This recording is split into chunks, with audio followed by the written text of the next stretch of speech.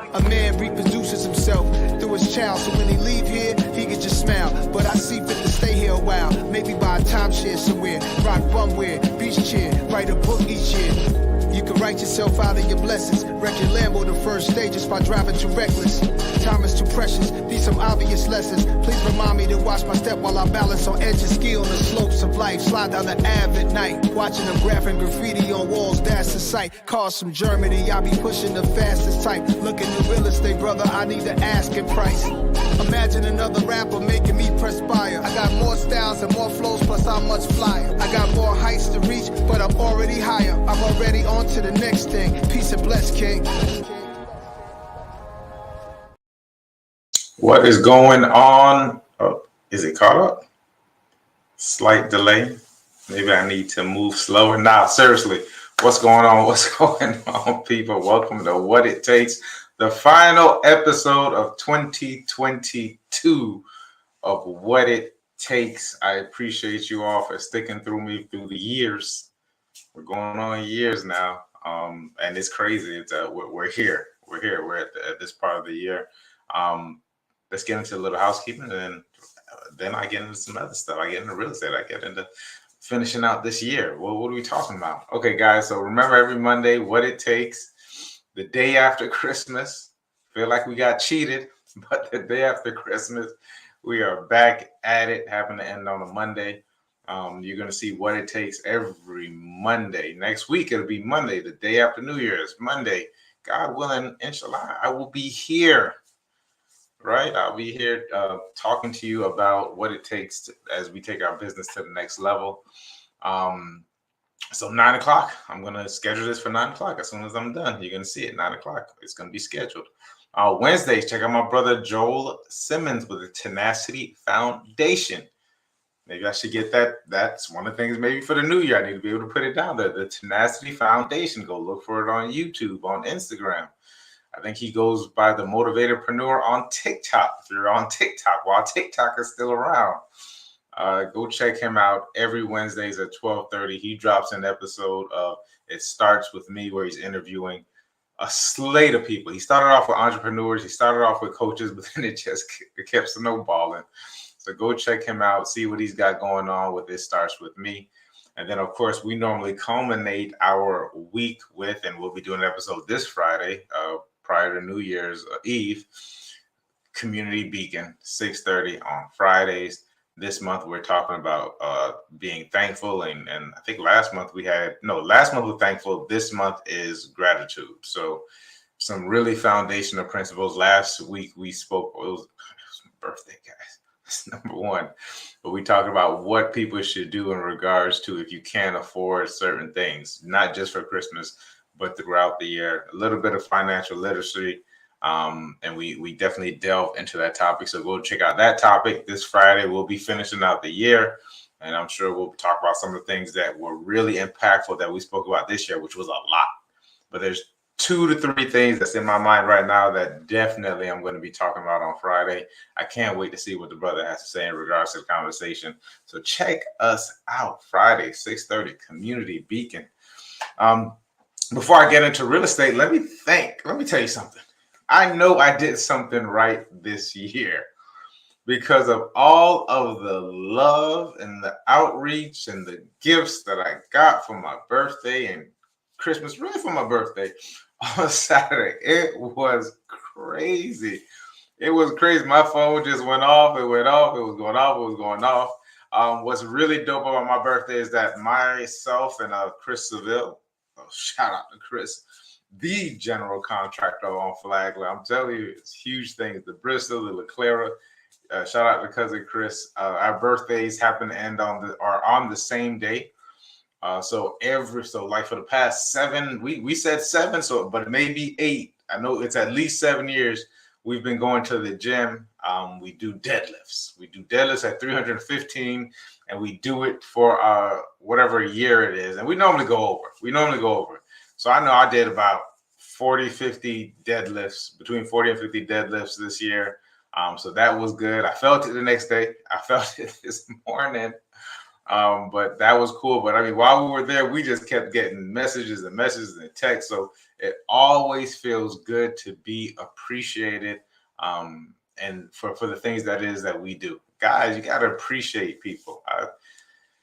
Real quick, I'm gonna start on that. I heard someone write one time at go to places where you're celebrated and not tolerated. I don't want to be celebrated. I want to be appreciated. So much grateful and gratitude for those that appreciate what it is that we do throughout the year. It definitely means a lot to me. It means a lot to most men. So we definitely appreciate that the reach out. I'm grateful for it, man. I felt very special. Very, very special. So shouts out to you guys that made me feel appreciated on my birthday, that reached out. Still got time. I'm taking it all week, right? I'm taking it in. And really make someone feel appreciated every day. You know, if you can and you can make someone feel appreciated every day, because life, one thing they say that's true, is very short. It's very short. So I appreciate you guys. I'm grateful for it. I'm going to continue doing whatever it was that I did. I feel like I did a lot last year. This year was definitely a lot of learning, meeting a lot of great people, getting to, some really good relationships. And I plan on continuing that as we move along. These are just different principles of mine. Man, I've changed this entire year. So, look what we've become. I should go look at last year's episode, but that's that. All right, perfect, man. I appreciate you guys. We're going to quickly get into some real estate news, because you probably don't want to hear me. You're probably mad that you had to go to work, or you got today, or you have to go to work tomorrow. Hopefully you did have to go to work today, but we just still have another week of the holiday season. I'm hoping you guys are enjoying it. Real quickly, let's go into some real estate news. I'm hoping that you guys can see it. Let me make sure. All right, perfect. Look what it says, because I'm getting a lot of questions surrounding, what is Florida's housing market going to look like? We're hearing a lot of things about recessions. We're hearing a lot of things. Well, we're not hearing, but I'm definitely seeing the inflation that's going on. And at the same time, let's look at what the housing market is saying. As I am your real estate guy, I'm bringing you here this information.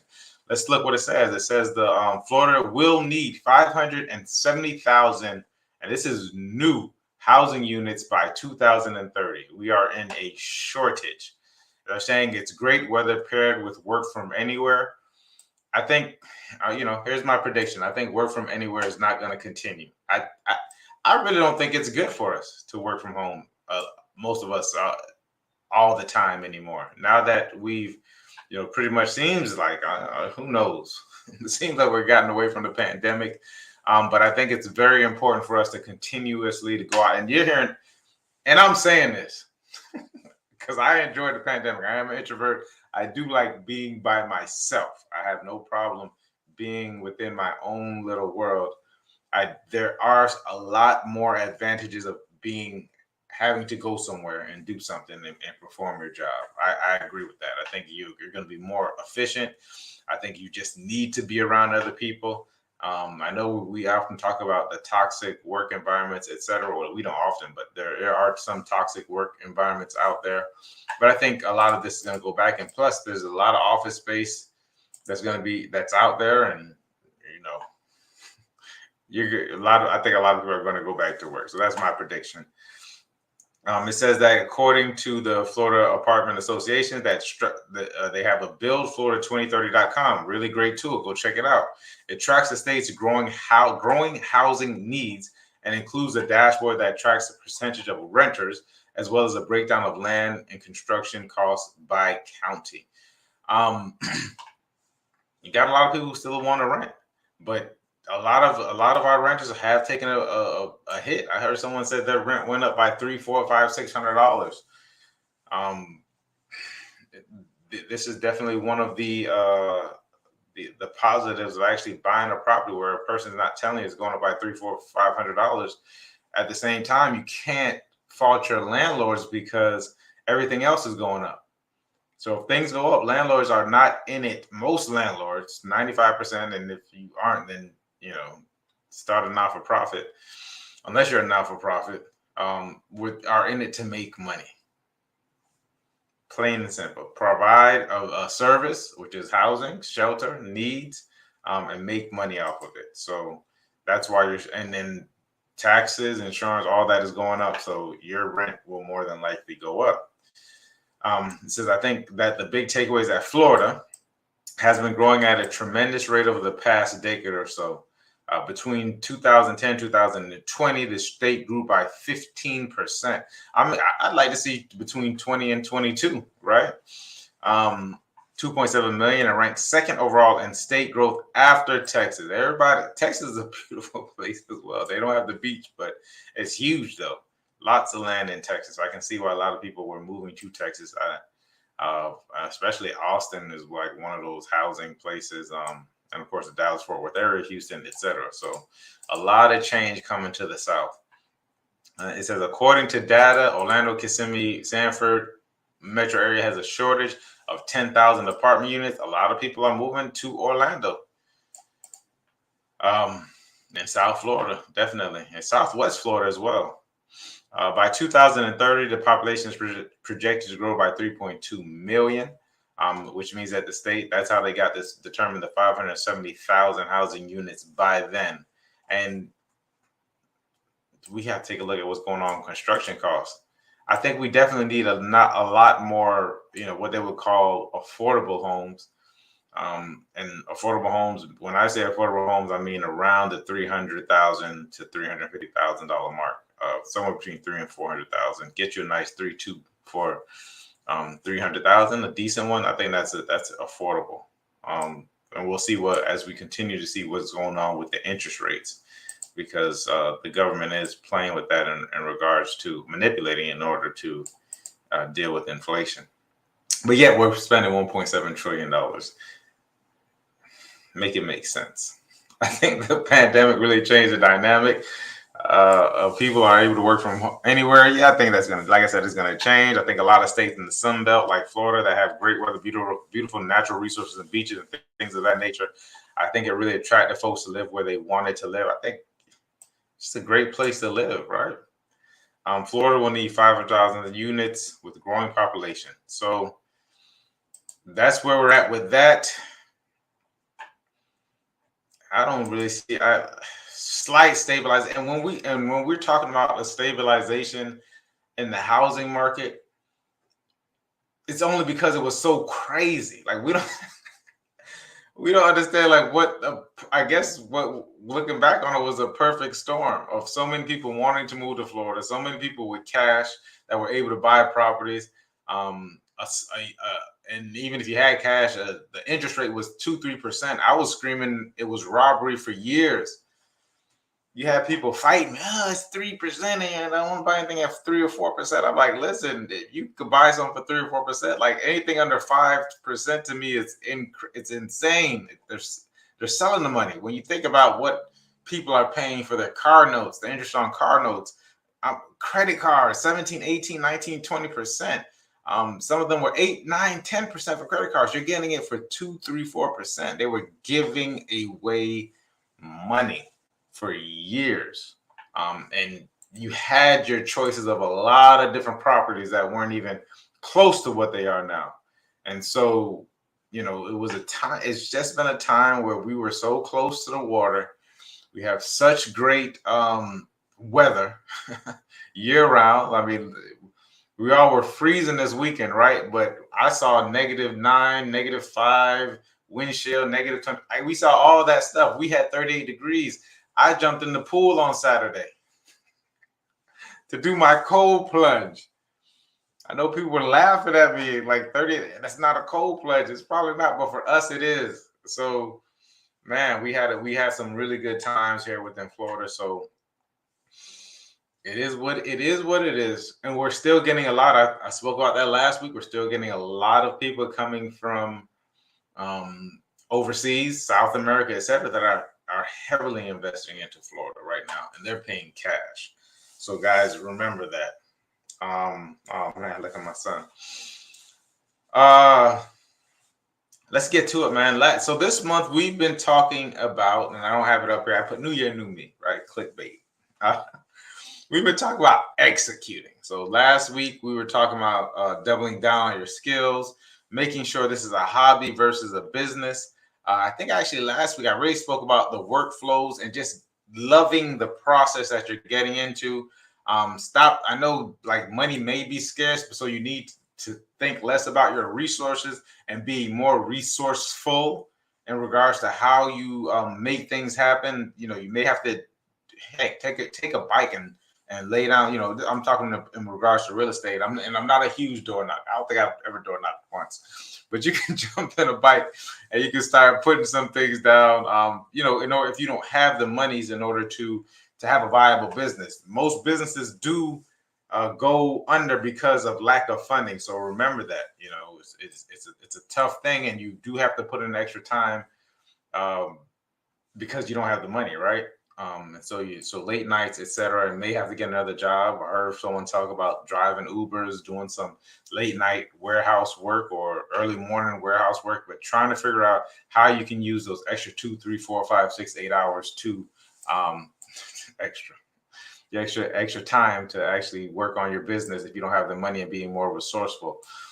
We spoke about ready, start, aim. Don't wait. Like, don't wait to start. Just start and get to it.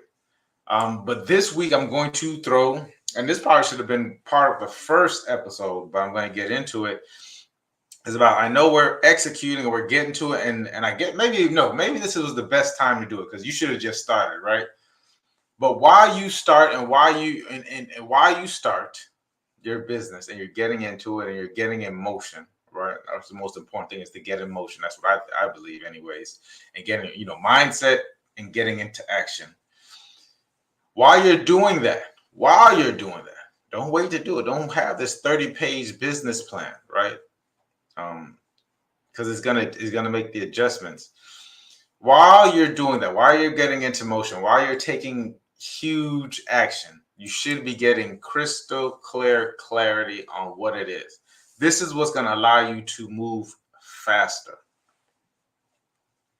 If you get crystal clear clarity on what it is and focused on the people who you serve, focused on the ways that you're going to reach these people, the clearer you get, the faster you will go. And the faster you go, the more chances you are of having a successful business. If you're going too slow, okay, let me do a caveat, because I don't want you guys, you got some money now, you want to open up like 3 franchises at the same time. You need to get crystal clear on your goals. And when I say faster, I mean as fast as the business should go, because you should have calculated growth.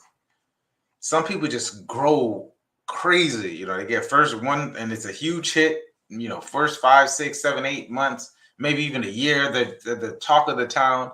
And then they're like, let's put up 2 more franchises because we should get the same. No, there's certain times when as a business, you get this push because you just started. Let's take real estate. I'm in real estate, so let's talk about real estate. When you first put that post online, like the brokerages tell you to do, put your post online that, hey, I passed my real estate exam. Or you got your business cards and you put your business cards out there. Hey, I passed my real estate exam. I'm licensed to sell and buy, help people sell and buy real estate within the state of Florida. Here are my business cards. Or I've joined this X brokerage, whatever. I've joined EXP brokerage. I can't wait. You do your first photo shoot. You got your photo shoot. I'm saying this because this is like, I see this all the time. I did it, right? You get this push from people around you. Your SOI, your sphere of influence, if you're putting on Facebook, that's probably the only way most people know you, because the people who you are going to serve don't know you as of yet. You just got your license. You get this push from people around you. So it's like you automatically, you should anyways, you get this push of people who want to buy and sell homes, or want to buy a home, or want to sell their home, etc., that are around you. They know you, like you, and trust you. And then boom, you're in business. Right? So you get that push. Those same people aren't the ones that are going to take you from A to Z 9 times out of 10. Like, okay, maybe you do have some people with money in the family or money around you that want to invest, and they were going to push you in, but for the majority of people, that's not going to happen. You may get 1 to 2 good 3 sales that were just easy as pie because they were friends, family, or whatever, and you were able to make that happen. But then over time, that starts to dry up. By like the second or third year, anyone who was even thinking or thought about buying a home that's within your circle, like, they're not doing it anymore. Like they've already bought a home. You got like 6-7 years. So you have to go out and you have to find a different way other than just people supporting you like that. Same thing when I've seen in restaurant businesses. I've seen restaurants the first 6, 7, 8 months, they're the hottest thing ever. They got the new whatever burger, you know, right?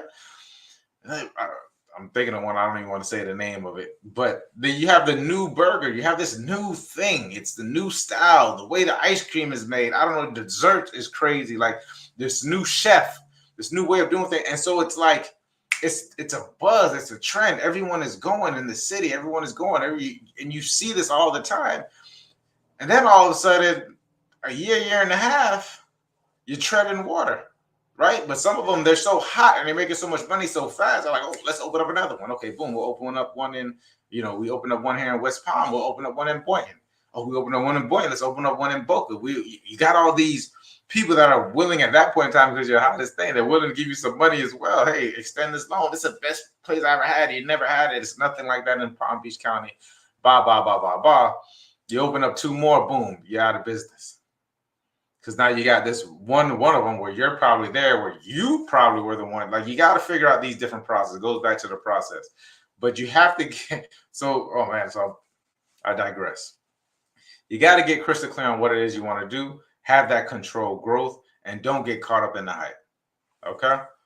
That's what I'm thinking. And really on your demographic, who do you serve? Something that serves everybody serves nobody. Right. And you only have X amount of marketing dollars. Let's say you do have some money. You can do whatever you want to do, but you want to market to your specific demographic. You want to niche down at this point. Okay. Next thing is focus. These are things that you need to have when you're executing.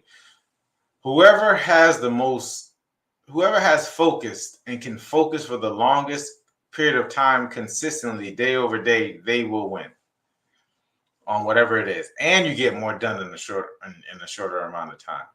So if I can focus for 2 to 3 hours, 4 hours early in the day, whereas someone can't focus, or it takes them 8-10 hours to finish that same job, then that leads to burnout. Because if you're not focused and you're thinking about all these other things, this is some things that I struggle with. This is some things I work. This is why I had to bring back meditation into my practice, my morning practices, is because you want to be able to focus. You don't want to draw something out that you could possibly do in 2, 3, 4 hours. You don't want to draw it out for the entire day, because you would get burnt out. And day after day after day of being burnt out leads to you just checking out for like a month or 2 months. It's happened to me, I'm telling you.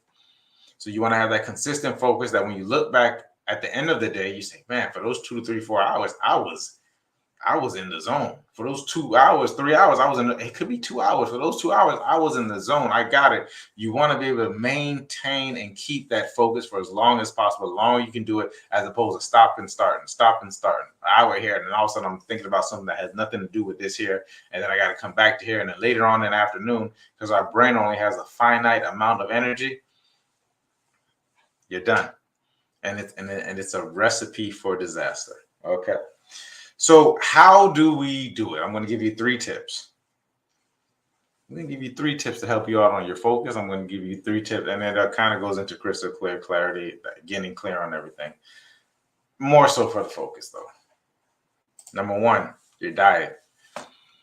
Notice if you have a terrible diet, what your brain does, especially a lot of high sugar. Right? It just ping pongs. This draws you back from whatever it is. It makes you lethargic. You're eating the wrong things. It makes you lethargic. It makes you tired. Your brain is not functioning as efficiently as it possibly can, because you have to use it to deal with all these other things that shouldn't be in your body. Really start thinking about your diet. Start thinking about and what happens the day, because what you eat the day before, specifically the night before, is going to affect you for the next day. It's going to affect this next part, which is very, very important. And it's free. Sleep. That's what I struggle with getting enough sleep. I came up on watching my mother and my father like not get much sleep, like, yo, maybe they did. They snuck it because I don't know how they survive with the amount of sleep that they got. But I came up with where it was stuck in my mind. I had an identity. It was like, Mike, you only need 3 to 4 hours a night.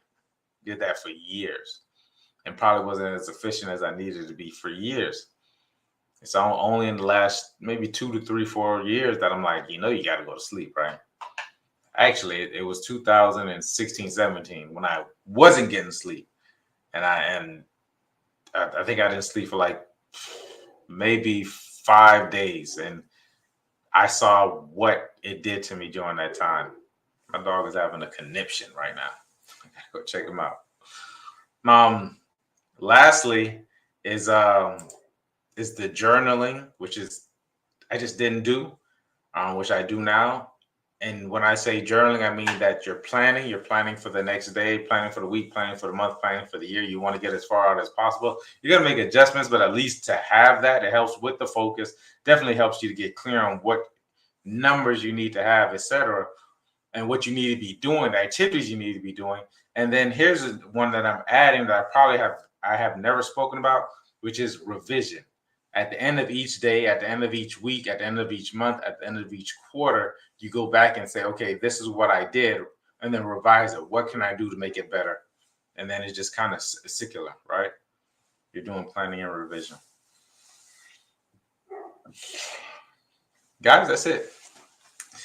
Once again, love you guys. I appreciate you. I really, really appreciate you. A longer show, but I didn't expect it to go this long, but man, it's the end of the year. I'm wishing you and yours a happy, happy new year. We're not there yet, so stay safe. Think about the next, how we're going to go to the next step, and I will be with you, God willing, inshallah, that I will be with you as we continue being our best selves, what it takes to be the greatest. This is what it does, and stick with me. All right. See you later, guys.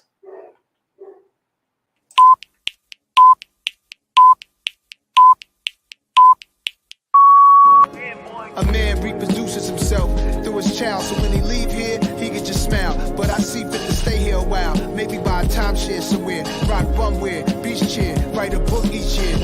You can write yourself out of your blessings, wreck your Lambo the first stages by driving too reckless. Time is too precious, these some obvious lessons. Please remind me to watch my step while I balance on edges, ski on the slopes of life, slide down the Ave at night, watching them graphing graffiti on walls, that's the sight. Cars from Germany, I be pushing the fastest type. Looking at real estate, brother, I need to ask it price. Imagine another rapper making me perspire. I got more styles and more flows, plus I'm much flyer. I got more heights to reach, but I'm already higher. I'm already on to the next thing. Peace and bless, King.